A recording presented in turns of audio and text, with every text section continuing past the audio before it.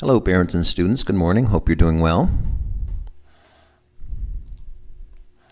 Imperative sentences are directions or commands. The subject is left out, but we all recognize for whom these commands are intended. For example, take out the trash.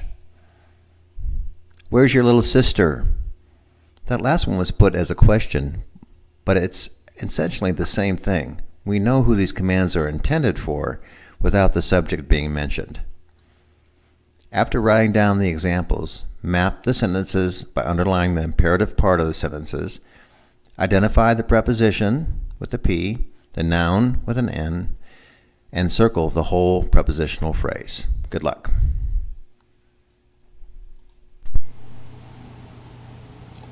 Last week we looked at two subjects. We called that a compound subject. We're going to look now at imperative sentences, and they really don't have any subject. The subject's actually left out, so we aren't going to have a subject with these, and there's a reason why. Imperative sentences give you commands. Usually the subject is not written. So example, pass the butter. This isn't telling us anybody, asking anybody to pass the butter. It's just, well, if you're near the butter, you are the one that's probably going to pass it, especially if they say please. Notice that the sentence doesn't say, you pass the butter, please. It's just you is omitted because it's understood for whom the message was intended. So this means that we know that this message is intended for us, even though the person that's saying it doesn't directly say our name. So let's think of some imperatives.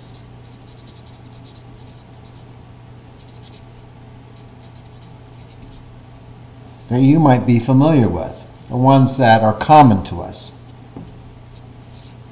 I know a very good one. Clean your room.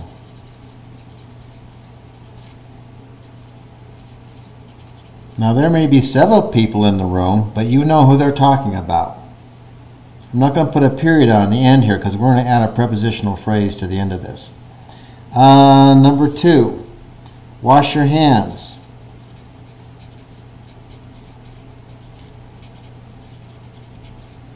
And this is becoming increasingly more important as we're getting through COVID-19. Number 3, go outside.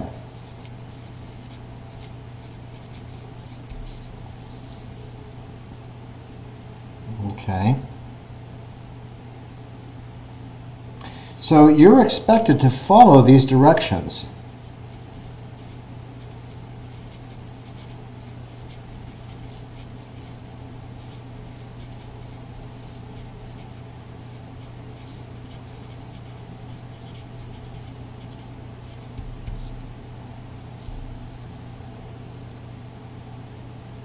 So let's go ahead and underline the imperative part of our sentences.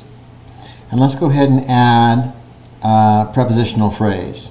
Clean your room with, let's say you share the room, with your brother.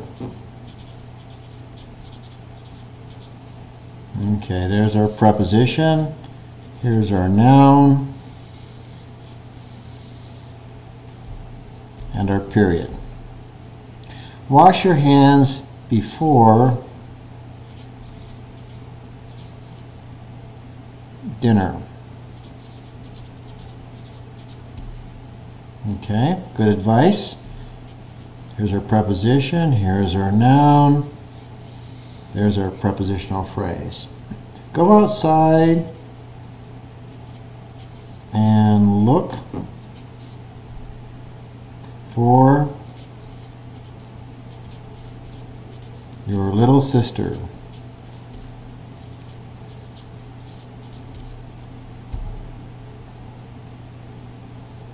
Okay, go outside and look. So they'd be giving you both these commands. Go outside and look. Both verbs, wash, clean, these are all verbs. So the verbs are coming first, so that's what makes them a little bit more complicated than our regular subject-predicate sentences. Go outside and look for your little sister.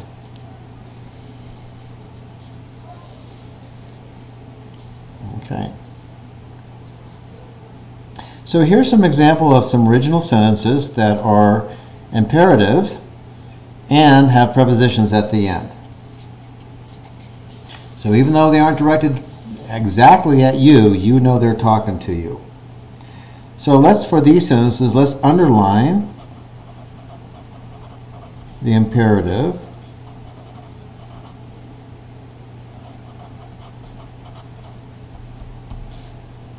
Imperative. And identify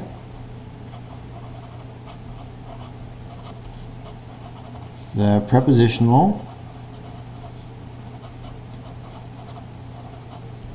phrase.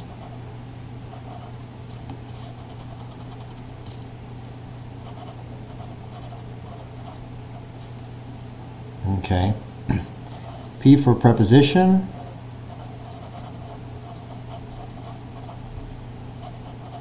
N for nouns.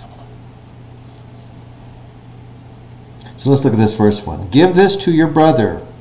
Give this, here's our preposition, to your brother. Here's our noun. So there would be an example. So this is a rather straightforward exercise. You only have 7. I've done 1 for you, so 6 to finish it up. Should be pretty straightforward. I'm expecting it not to be too difficult for you. And we'll have just added a prepositional phrase to the end of imperative sentences. Good job.